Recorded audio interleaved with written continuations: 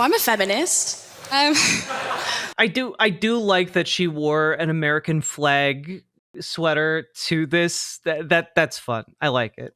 My question is about the role of women, though. What should women's role in public and private life look like, and what are the material benefits of that? Well, thank you for that. Can I take it? I don't even want to take this detour, but can we both agree on what a woman is? Yes. An adult human female, it's a biological state of being that is also socially experienced. Can I please elucidate just one example of that social experience? Yeah, I was going to answer your question, but sure, go ahead. Yeah, okay. So let's say you're a member of a tribe, and that in that tribe, you have the biological female anatomy, and in order to become a woman in that tribe, you have to also get a tattoo. That's a social experience that's mapped onto biological reality. So can a woman have a prostate? Can a woman have a prostate? Biologically speaking, a woman is an adult human female that has a biological reality, but it's also social experience, right? So I don't... Yeah, it's super easy. Like, can a woman have a prostate? So as per my definition of woman, I would say that people who have a prostate are biologically male, but they can sometimes be socially treated as women. Okay, got it. So I think she thought she was cooking with this one, and it's like, it's like all right, but like it is tinged with a bit of turfiness. Like the issue here is that, like, biologically speaking, no one knows what the fuck is going on with anyone else. Okay, you guys have no idea what my biology is. You guys have never seen my chromosomes. You guys have never seen a DNA test from me. You guys have never seen, like, any number of different facets of my biology. And the key component here is neither have I. I don't know a lot of those different components. And so, like, to say, like, oh, well, like, I don't know, does Charlie Kirk know he has a prostate?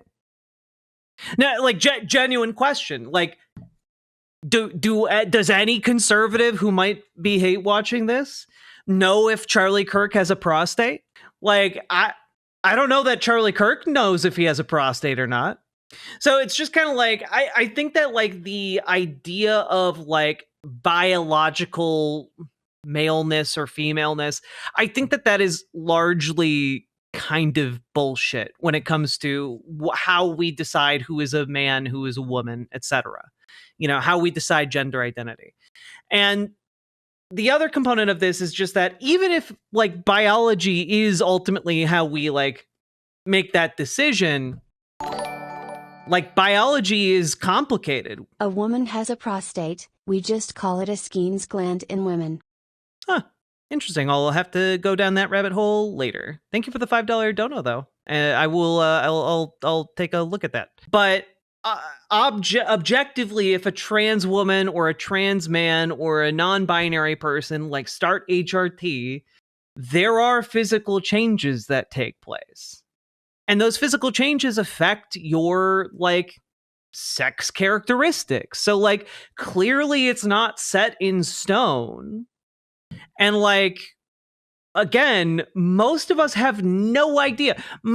I would guess most people have no idea what their hormone levels are, let alone, like, what their chromosomes are, let alone what, like, internal organs they may or may not have. Like, I'm sorry, when was the last time you, like, opened yourself up and took a look at what organs you have? Like, genuinely, it's like a whole thing. So all I'm saying is that I think that, like, she was trying. She was trying her best. I think she failed and fell short, but, like, I don't really hold that against her here. So women can have prostates. Got it. Okay. So you're a feminist that actually isn't just fighting for women, you're also fighting for men. So, yes, men also experience harms from patriarchy, but I argue... We're talking about the same feminism, though, just make sure. Yeah, sure, go ahead. So, men... Yeah.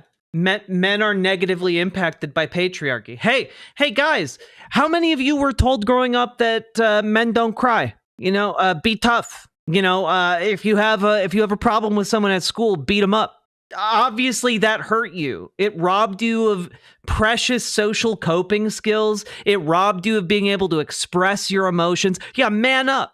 Exactly. It taught you to be ashamed and to beat yourself up and to punish yourself for feeling basic human emotions that are universal to every single human being. And like, that's not healthy for you. Like, feminism is there to tell you, actually, you don't need to do that. Hey, free yourself from this restrictive prison we call, patriarchy. You don't need that. You don't need to grow up to like to like beat your kids like your dad did. You don't have to be that person. You don't have to like insult others by saying that they're girlish, they're sissy, you throw like a girl. Like, you don't have to insult people like that, because there's nothing insulting about doing those things or being those things. And like, I don't know, I think that leads to healthier children with healthier attitudes and better coping skills. And like, that's good. We should want that. It's actually not good when a bunch of children get beaten by their fathers and told to toughen up. That is actually bad. That actually harms the children. It leads to worse actions when they grow up to be adults. Like, this isn't rocket science. And also experience harm from patriarchal domination, but I would argue that those harms come from that system of domination itself. In the same way, for example, this isn't a threat, but if I reached across and punched you in the face, then my hand might hurt, right? So are we understanding that there are patterns of power? I do like that visual. So I would also fight for the rights of men as a feminist, just as I would fight for the rights of women. Sure. You think women are happier than they were 40 years ago? I think I would have a few responses to that. I think that women report more stress and dissatisfaction today because, not because they have more rights or because of feminism, but because they're under dual pressure to both excel professionally and also because of the domestic labor in homes that is structured around outdated expectations. So, for example, studies like the OECD's Better Life Index show that women's life expectancy, education levels, professional achievements have risen in countries with higher gender inequality. So I would argue that what you're calling unhappiness is actually visibility, because now we hear women expressing dissatisfaction, whereas in the 50s, we prescribed them Valium and we lobotomized. That's true. If you ever want like an absolutely horrific time, go down the rabbit hole of the use of lobotomies in the 1950s. It's maybe one of like it's maybe like one of the most horrific like rabbit holes you can go down, because like it was so common. It was so common, the medical malpractice was insane. And like to a degree, by the way, like a lot of that medical malpractice survived in some kind of form until like into the modern day. Like in various forms of like denial that like women could have like certain like mental conditions, like autism or things like that. Like they absolutely unconscionable treatments for like children who were just like on the spectrum but happened to be girls, and it just wasn't diagnosed. Like it up until like the 1990s, you could still be diagnosed by like a psychologist with having like hysteria. Like that was a thing until relatively recently. Ah, yes, your uterus and the moon have conspired to turn you into a moody wastrel. Yes, we shall pump you full of antidepressants, and surely nothing bad will happen. Like that's like that was like a common practice in the 90s. It's insane. Yeah.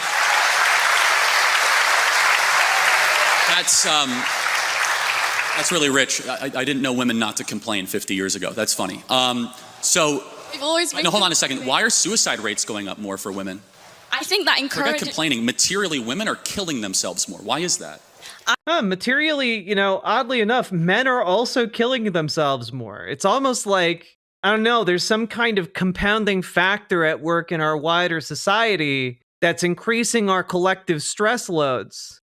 Something that, I don't know, eliminates our free time, forces us to live in a constant state of precarity while eliminating social safety nets.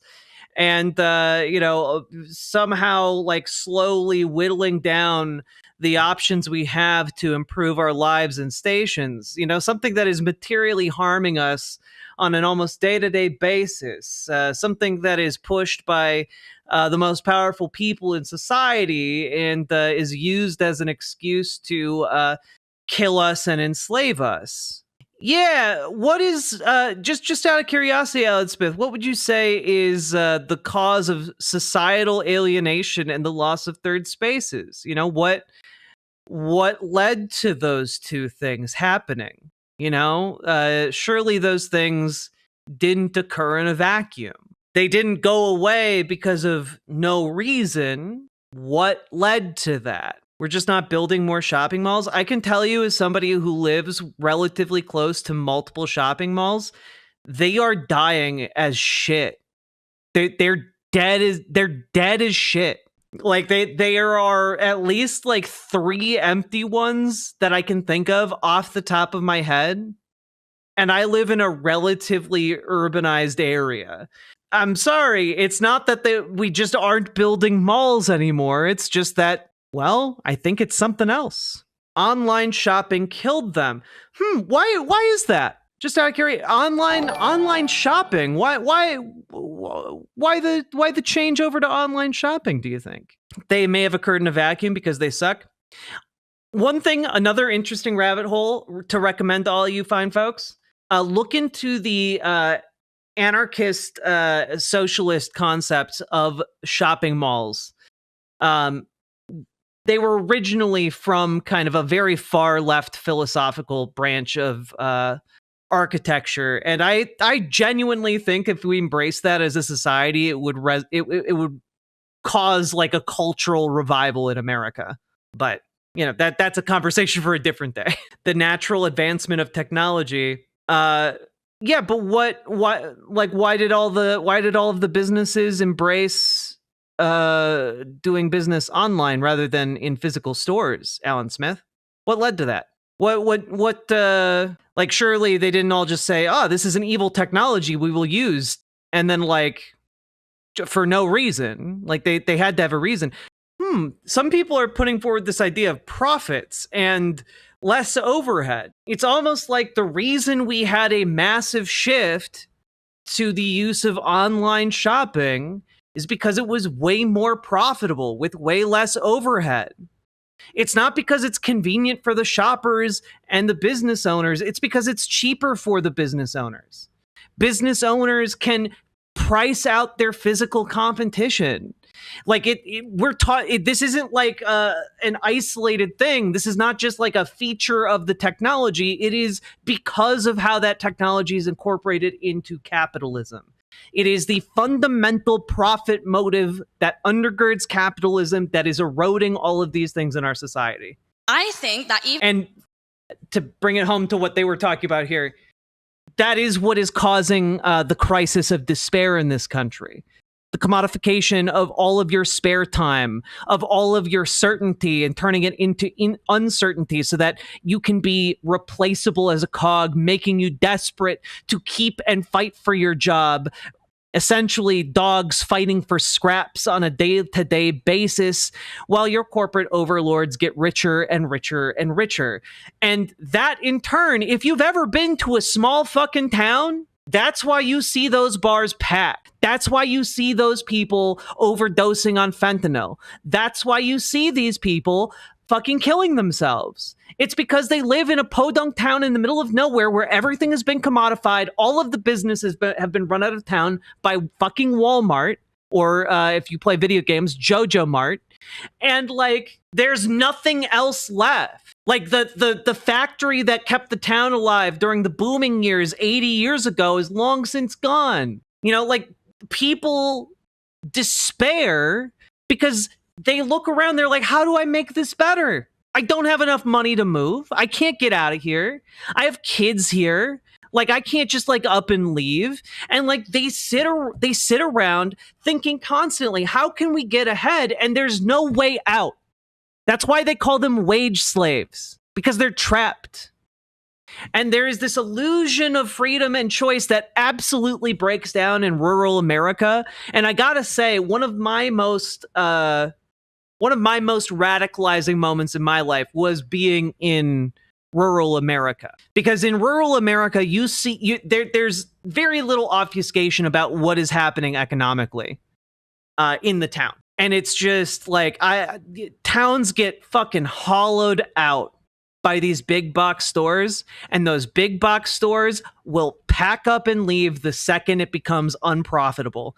And there is nothing quite so devastating to a rural town as the local Walmart closing down, because guess what? You suddenly can't do anything with that business space. Like, it's not useful for anything else. A lot of them have leases that require them to be torn down or prohibit them from being transferred to competitors. And what ends up happening is that the town gets poorer and poorer and poorer, and then a Dollar General opens up, and that in turn nickels and dimes all the people in the town for worse and less stuff, until like it's then no longer profitable for the Dollar General, and then like the town fucking dies. And that's just how capitalism works. It extracts value and turns it into profit and takes it out of those communities. If Walmart is a company that aims at people who have $30 in their pocket, Dollar General is the company that aims for people with $3 in their pocket. Even if both men and women have become unhappier, men's suicide rates have risen as well, and that's also been exponential. Can you at least concede that feminism offers only one potential explanation? There could be also other explanations. Of course, obviously, but... Oh, Jesus. There's an old Sears in my hometown that's empty and has been empty since I was born. Exactly what I'm talking about. Feminism is the glaring thing in front of us, where we have fertility rates down, we have marriage rates down, we have unhappiness up, and we did something in the 1960s out of the universities of Brady Friedan and Gloria Steinem and all these feminists that basically said, you're trapped in a home, go get a job, freeze your eggs, take birth control, and all of a sudden women are way... Well, wait, no, they just said stuff like, hey, you should be able to do what men can do, actually. Like, I'm sorry, men can also go out and get a job and take birth control and, freeze their loads. Like, men can do those things too. Like, it's not, I don't know, like, this isn't the unique thing. Like, Charlie is presenting this here as if like, oh yeah, in the 60s, all these women got these ideas to do all these things, and it just made them really unhappy. And like, the things that he's talking about are things that men can by and large do or have an equivalent version of doing. Unhappier than they were 40 years ago. And I just have to ask the question, why is that? You should, hey, you woman, wouldn't it be great to be able to open a bank account without a husband signing on? Hey, wouldn't it be great to be able to own a credit card and have a checkbook that like you don't have to rely on a man giving you? Hey, wouldn't it be cool to like, I don't know, have the same rights as the people you live around every day? That? Is it working? And maybe there are biological differences between men and women that we should respect, and that deep down a lot of women want to get married and have... The YouTuber Kyle Kalinske says you can save the reforms of capitalism by putting the reforms in the Constitution. Do you agree or disagree? I mean, I think you can to an extent, but my argument is always going to be that even if you put these reforms in the Constitution, capital, it's a temporary measure. Capital will seek to subvert it. Like our Constitution says a lot of things, and you happen to look around, you can see like there are a lot of people who are making some arguments these days that the president should just be able to ignore the Constitution. Like it's weird how that works when power consolidates. No, they won't change the Constitution. Do you have any idea how many countries with constitutions have been like overthrown by capitalism? Do you have any idea? We've literally overthrown companies to serve like countries to better serve fucking banana companies. Like there's a reason we have the phrase banana republic, and it's because we've literally toppled governments in order to make essentially company countries. So like, again, the idea that like the Constitution is special and different in America, I think is at best temporary. Have children. In fact, we should applaud it and we should support let me put it this way. I think a second Bill of Rights would have delayed this, but I think like this kind of eroding of democracy and eroding of government is inherent to capitalism. because capitalism seeks to subsume everything to itself to the end of generating profit. It means nothing if you're going to go be a CEO of some shoe company or be some banker in London. What matters? We just should have never passed Citizens United. That's all. Hey, how did Citizens United get passed? Just out of curiosity, how did Citizens United get passed? Like, I don't know. Like, the argument that you're trying to make that, like, oh well, if it's in the Constitution, it's sacrosanct. Like, I'm sorry. Like, the Constitution is good legal protection. It is not an invulnerable aegis. It is not something that is renders you immune from attack.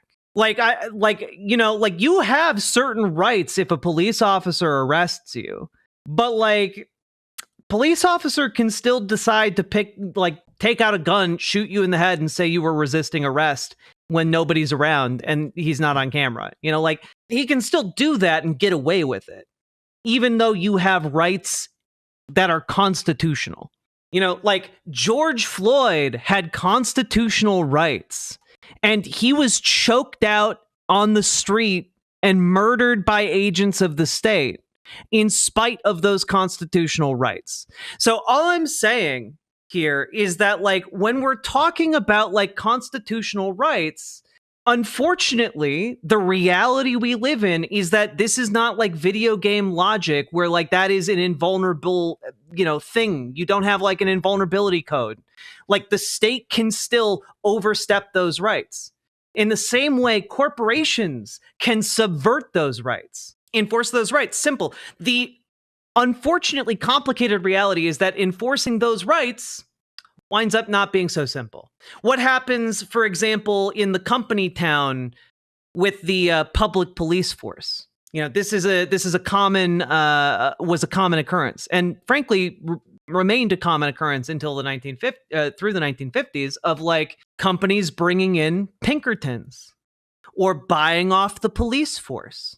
You know, when the local factory is the one funding the police and the workers go on strike to get better pay, which side do the police tend to land on there?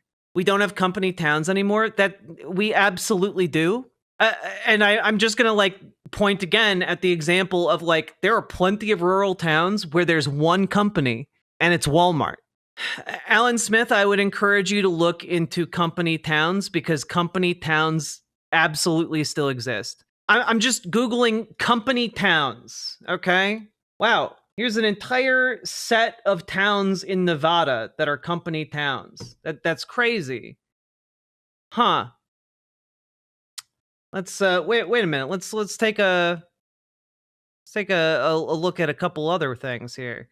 Here, Empire, Nevada. For 63 years, from 1948 to 2011, Empire, Nevada was a company town owned by the U.S. Gypsum Corporation, a manufacturer of gypsum-based construction sheetrock. Still existed. Elon Musk actually has his own company town. I believe in Texas. I'm sorry, but like four years ago, Nevada started a new company town. Like, there are all kinds of company towns going on right now, and the idea that they're not like that, frankly, just not true. Also, I would suggest you look into the innovation zone movement. Innovation zones are just the new term for company town. DuPont here in Nashville has Rayon City. Yeah, isn't that nice? Isn't that nice? We're going too deep into the rabbit hole. Let's resume this. If you raise children and you have something to pass down long after you're gone. I think I would bring 2 points to that. The first one is just really simple, which is that you can ascribe liberalism all you want as the cause of the unhappiness. I would argue something else. Well, so again, Alan Smith, like, the issue you run into is exactly the issue we currently have, right? Where if you're like, oh, well, it's easy, just, codify something in the Constitution, pass a reform that has term limits, like blah, blah, blah, blah, blah. Well, again, like, if you have billionaires whose goal it is to lock down any activity in Congress and thus prevent any kind of reform like that, they are fully capable of locking things down until, well, their money makes the difference and slowly wins pro-corporate reforms over time that undo labor power and undo the rights of the citizenry. And then all of a sudden, you've got the ability to cultivate essentially unlimited, unchecked power. And this is a trend, by the way, you're seeing in literally every country within like the Western hemisphere, within like the capitalist bloc of the West. You know, like you see it in the Nordic countries, you see it in the UK, especially with like the privatization of rails. Like, again, this entire idea is that like the commodification is bad. The extraction of profits is bad. It's corrosive. And like you can try to put limits on it. My only argument here is that over time, this system that has an inherent drive to extract profit will find a way to break any kind of rules and regulations put upon it, because it is in the profit motive to do so. The same way, like, it's in the profit motive to just break the law and pay the fine later, like, if it's profitable to do so. Like, it's not, and in that case, then it's just the cost of doing business and not actually, like, a crime. And so, like, there's just, again, just all of these issues compound. And I don't think on the long term, you can maybe make it work for a generation, 2 generations, 3 generations, 4 generations, but eventually it's going to break down. I would say that it's certain economic policy that has very little to do with the social acceptance of alternative lifestyles. We're renationalizing the railways? Hell yeah. Get those railways, son. I would say that we can recognize that income inequality across a vast swathe of Western countries has increased, which causes all kinds of social ills, a lack of social cohesion, housing price growth doesn't correspond with wage growth, monopolies increasingly become kind of emboldened to interfere. What if we had Keynesian state investments in corporations where the state had the ability to control corporations? I don't think that like would fix the problem. With politics, and monopolies don't prioritize social health either. I think that those offer like I think what you've just created is the Soviet Union. Like, to be completely honest with you, like, I think you just created like the Soviet Union. Like that seems, I think that would be bad, actually. More compelling reasons for a decline in happiness than an increase in freedoms, because just one more thing, on an intuitive basis, generally speaking, people want more freedom, not less. Okay, so if that's true, why is it? True, people do want more freedom. That is very true. Do you agree that the happiest women of the West are married with kids? I would have to look into it, but I think there are certain and objectively we know that, right? The women with kids are not the ones tearing down statues, right? They're the ones that actually have obligations. Tearing down statues correspond to some kind of. Hey, what about men with kids? Like, are men who stay home with the kids happier? Like, because some men do stay home with the kids. Like, what about them? Are they happier? No, Jack, people yearn for the mines. Smiles per capita data set that I wasn't aware of. Again, it's like I like her a lot. It's a little bit of a one-liner. The happy and the grateful. The happy and the grateful usually don't go burn down Wendy's in their spare time, of which we saw in our country all throughout a single summer. But as a side note, Hey, but yeah, I don't think those people were unhappy about not having kids. I think the people who like burned down a Wendy's had other issues that might, if they affected people you care about, Charlie, motivate action. You would agree, objectively, study after study, survey after survey, that the women of the West that are married and have children, especially a lot of children, are far happier than even the ones that earn more money correlated at the same age. So I also don't think that happiness is. Yeah, Super Jet Guy, I just think that, like, ultimately, like, I don't care what kind of corporate model you put on it. If it is fundamentally still operating as a corporation, that corporation will seek to undo those kinds of mandates. It will seek to undo the controls placed upon them by the state. I think a structure that is much less likely to do this is a structure created, run, and organized by the worker. Like, just fundamentally, democratic worker co-ops are the solution to what is they're the solution you guys are looking for. You can still have the same kind of economic activity, but the thing motivating it is for the benefit of the working class. So, like, I just the profits by nature of democratic ownership by the workers go to the workers and not to, like, investors. How do we scale up co-ops? We literally already have scaled up co-ops. You can look at, like, King Arthur Baking. You can look at, like, there are so many agricultural democratic co-ops. There are also a lot of agricultural non-democratic co-ops, but like literally there are a bunch of things like that, you know? And like when we're talking about scaling up co-ops, literally the same way we scale up businesses, like you can just scale up the organizational structure for like a democratic co-op as a business.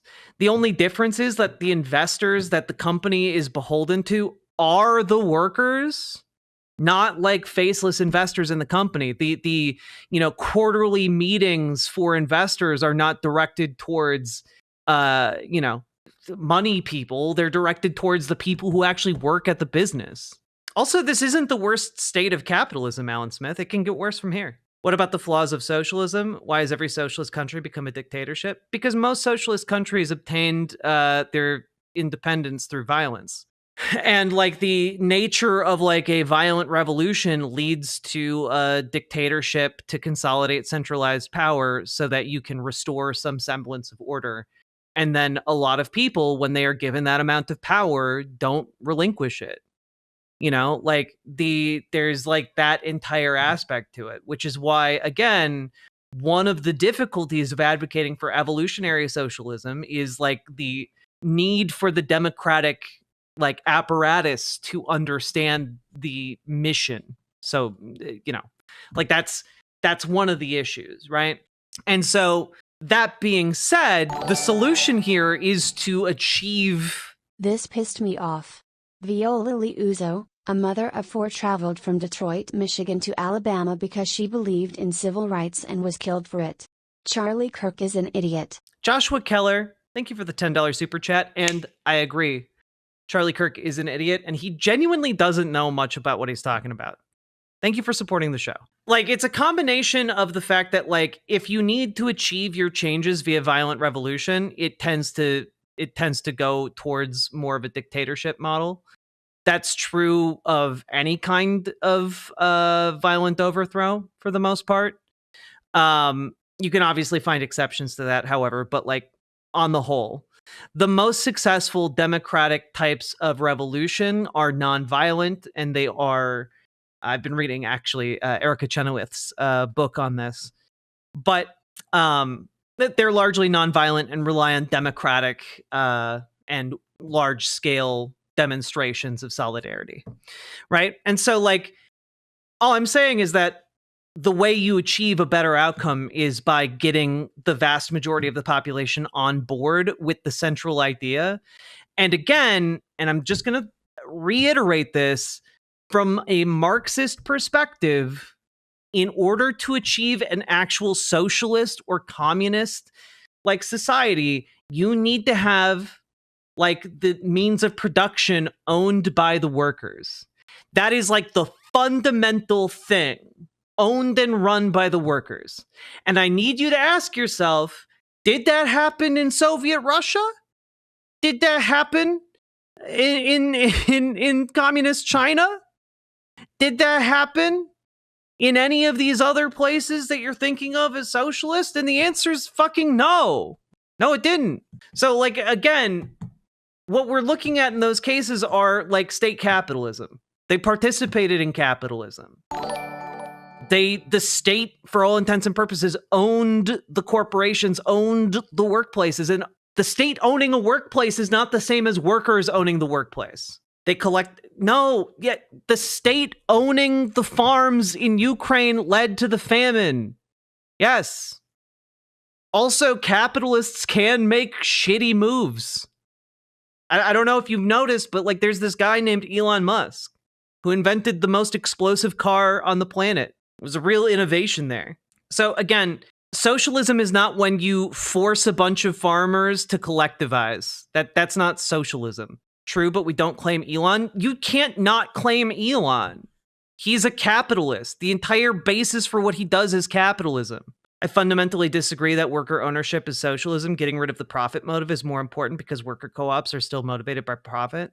I agree that worker co-ops are still motivated by profit. That's why I never said that was the end goal of socialism. I said it was the most important component for us to achieve the future aims of socialism, right? Like the entire premise of like having worker ownership is to moderate and disperse the power that gets concentrated by capitalism. And like that makes it so much easier to do that if instead of being concentrated in the hands of like 50 billionaires or trillionaires or whatever, like you actually get to control the accumulation via democratic mechanisms of taxation. That's how you stop the fucking profit from being accumulated too much. Elon is a fascist. Fascists are capitalists. That's what you're not understanding. Fascism is the end point of capitalism. It is the fusion of capitalism and the state. That's why there are a bunch of companies around that were very successful during like Hitler's rise to power. They still exist. I think that's anarchism, not socialism. What? No, if workers own the means of production, then you can start working on bettering life quality for everyone. And that will eventually lead to things like the dissolution of the state. Eventually you can reach a state of like, mass, availability of goods and like the durability of systems needed for the state to wither away. You can maybe reach a point where like, the commodity form is abolished, but like those are things like the idea of money just not existing anymore, the idea of the state not existing anymore. Those are like longer term things that I think are going to take a lot longer for us to actually achieve than the relatively simpler idea of achieving worker ownership. People understand worker ownership way more than they understand how the world would work if money didn't exist. People understand the concept of like owning the place where they spend the majority of their time working.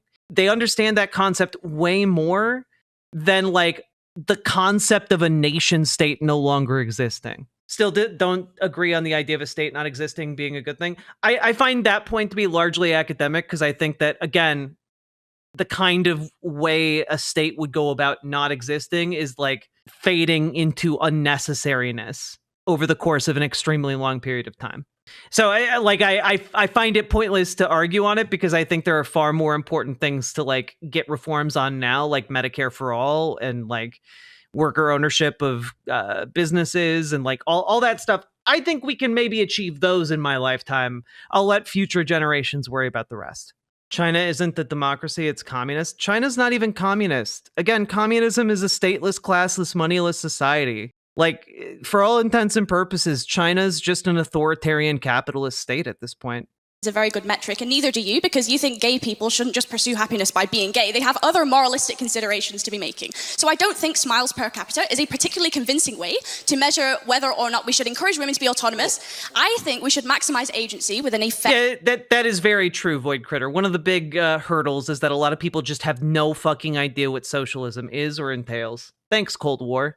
System that has reasonable parameters because it's expedient, it's good for the economy, it's logical, it's the moral thing because if we can't prove the material harms, we shouldn't discourage it. And also self-reported studies is a really flawed way to do psychology. It's the week before my university exams right now. And Has communism ever actually been attempted? I mean, I would say not on any kind of mass scale. You could probably find like certain collectives existing outside the bounds of like normal society.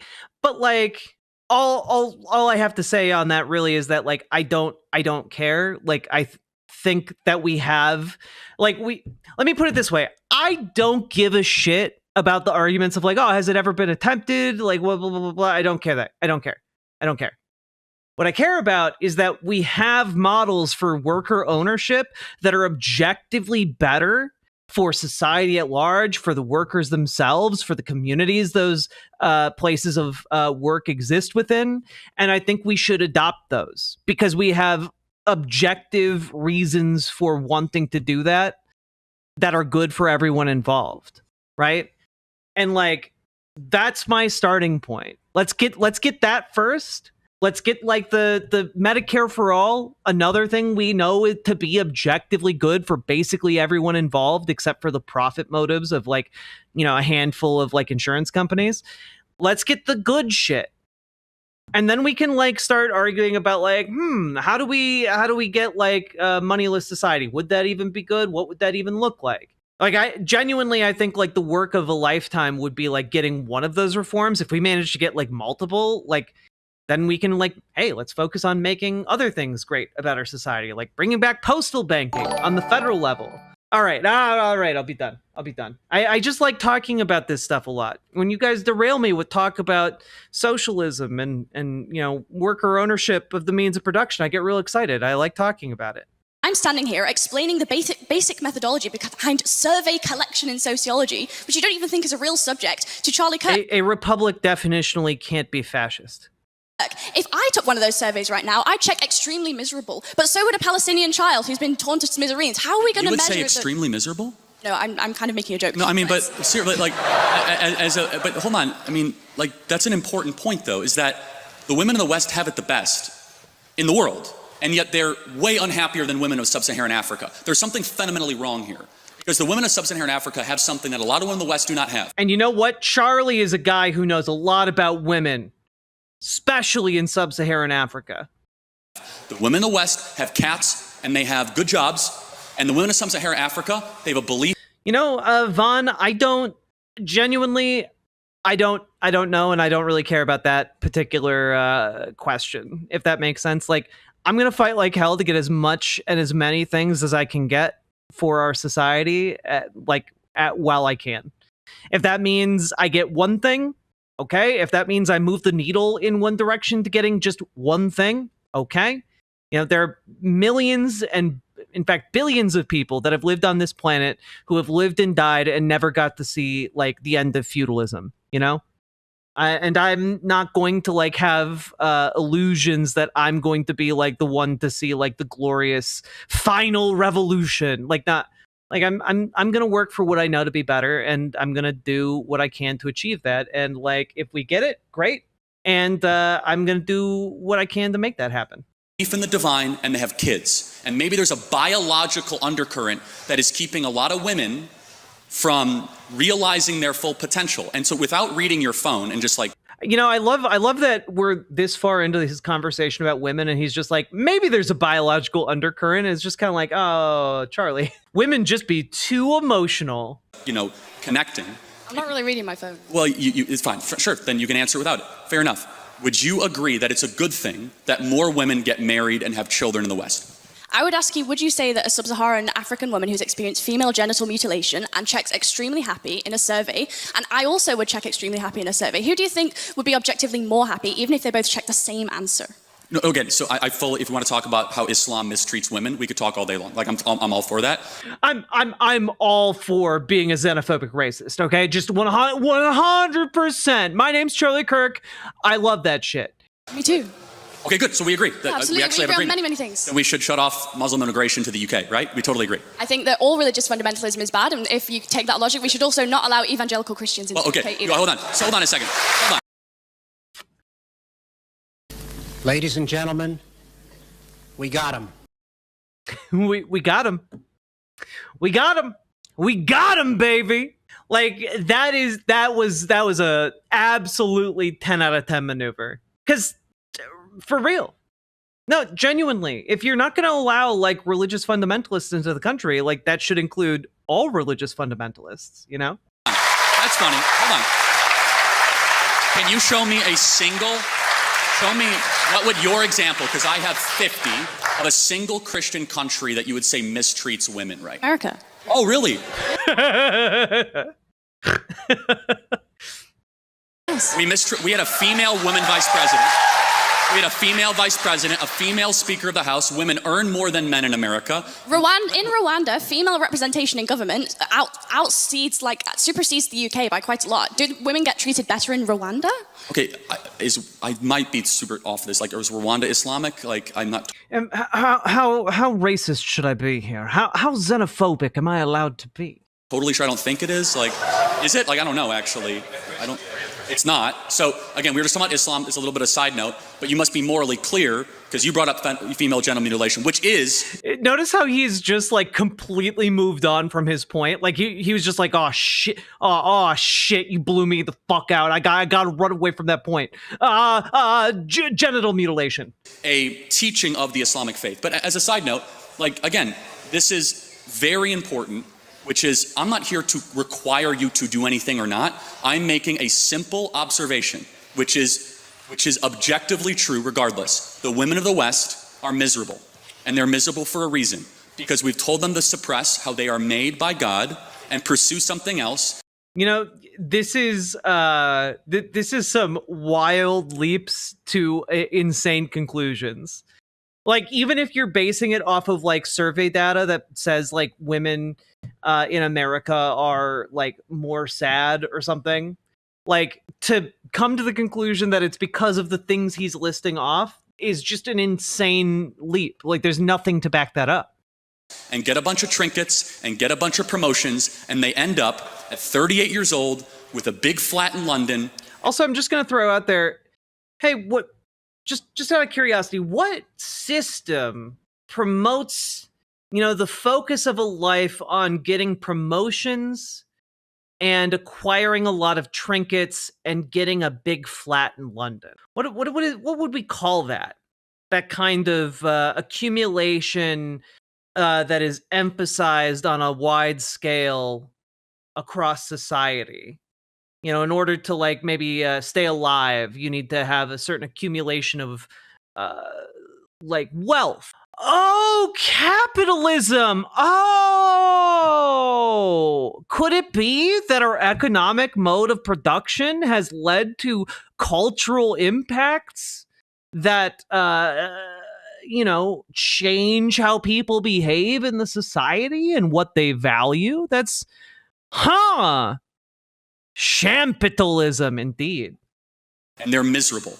And we should tell them to stop freezing their eggs and start finding their partner earlier and have lots of babies. Yeah, okay, I think I'd bring two just final points to this. First one is just really intuitive, right? Which is that if you actually care about women's happiness, then the solution is to structurally support them. That means universal childcare, shared legally enforceable parental leave, and in Nordic countries where women have high workforce participation and also some state support, they report higher life satisfaction than in more conservative countries, including America. So if your metric is happiness... Just use satisfaction. Hating Muslims is acceptable in Western nations. I disagree with that. I think it's unacceptable everywhere. People like Charlie Kirk just want to make it acceptable, but it's not. Sorry. The same way any kind of hatred on the basis of religion, I find pretty abhorrent. Quality You just told me they're BS. So are satisfaction surveys bullshit or not? Because you told me they're bullshit. Do you acknowledge satisfaction surveys or not?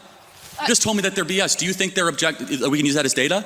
I don't think that yes or no? It's the only sole data set, but it is a data set that necessarily you told me they're so flawed and you self-report. Okay, by the macro self-satisfaction data, I am correct. And you are right. When you have paid family leave, you are happier. I'm actually a proponent of that. At Turning Point USA, we pay for 6 months when somebody has a child. I think there's a lot of agreement we can have on that. We need to encourage having more children. I think the Hungarian child policy is phenomenal. We should look at that because the greatest thing that is plaguing the West is we're not having enough kids. And it's not just bad because we won't have a future. It's also bad because the present is awfully miserable for too many women.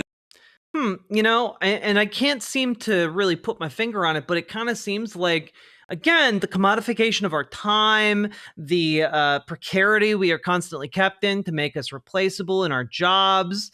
It seems like maybe this would have like some kind of like, I don't know, like some kind of effect, you know, some kind of, I don't know, like perhaps, you know, just maybe people would have studied it in the past, you know, maybe there's just like sometimes like, oh, the findings showed that job stress may affect fertility intention, and the infertility treatment process in humans. There are some probable mechanisms to explain these relationships. Therefore, it's required that necessary measures are planned and performed to decrease job stress and strain in workplaces. Also suggested that the effectiveness of these measures is evaluated in future research. So, you know, I'm just throwing out there, I've read a bunch of these studies and they're pretty interesting, but essentially, you know, your job stress makes you literally physically, like the body's stress response makes you less prone to creating children. It makes you less fertile to be stressed. And on top of that, if you are stressed all the time and worried about losing your job and mentally exhausted, well, you don't really feel like fucking as much. And, well, it turns out that a lot of these things, lead to various bottlenecks on who can and it feels able to have children. And then also, how much does it cost to get infertility treatment, it's folks? It's not morally acceptable, but when it comes to the average citizen in the United States, they think anti-Muslim sentiment is just fine. I absolutely disagree that the average citizen in the United States thinks that, hating Muslims is fine. I don't think that that is true. Sorry, I reject that. I do think that a lot of people in the United States are bigoted. I think the war on terror had enormously negative effects, but I don't think if you presented an act of anti-Muslim hatred, most people in the United States would just be like, that's fine. As someone who dealt with job stress, I got to a point of vomiting in the mornings prior to work. Job stress messes with all sorts of shit. Absolutely. Turns out throwing up your guts does not make one feel particularly sexy. And it turns out it takes a lot of money to get fertility treatment. So it kind of seems like when you start looking at this fertility issue that it's one caused by capitalism, where even if you have free time, you find yourself unable to make babies in one way or another, in a variety of different effects. One of the more interesting studies on this was from the American Psychological Association, by the way. Highlights from the 2025 Work in America survey. Job insecurity is having a significant impact on the majority of U.S. workers, 54%. 54% of workers in the United States prioritize that as the number one source of stress. Yeah, percent who reported job insecurity has significant impact on stress levels at work. 70%. Good night, Nightlight Plushie Jesus. So even if you have the free time, if you're stressing out, you're not gonna want to have babies. Sorry. And what's interesting is that Charlie seems to